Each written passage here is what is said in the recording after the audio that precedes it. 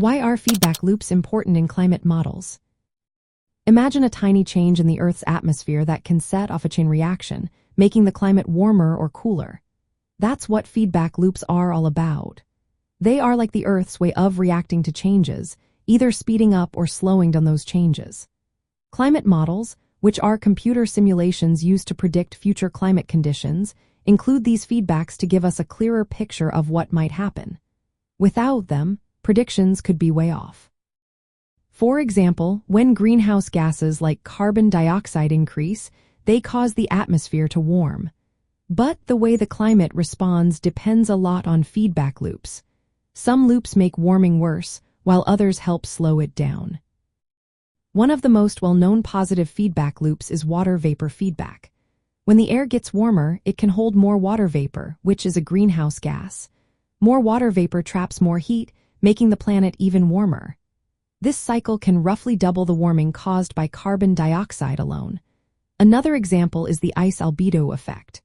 When ice melts, it reveals darker land or ocean underneath, which absorbs more sunlight.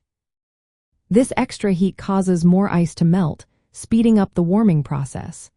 These feedbacks are especially strong in polar regions, where ice melt is happening rapidly. On the flip side, there are negative feedback loops that work to keep the climate stable. For instance, the lapse rate feedback involves how temperature decreases with altitude.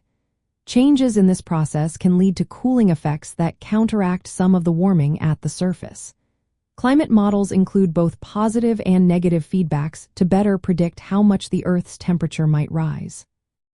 This combined effect influences what scientists call climate sensitivity, or how much the planet will warm if carbon dioxide levels double.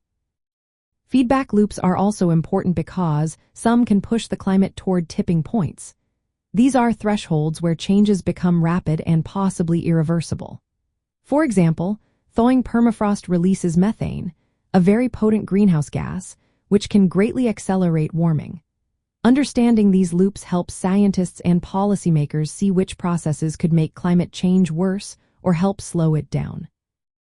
Including feedbacks in climate models makes the predictions more reliable, guiding efforts to reduce emissions and prepare for future changes. So, feedback loops are like the Earth's internal switches that can turn up or down the heat, and knowing how they work is key to tackling global climate change.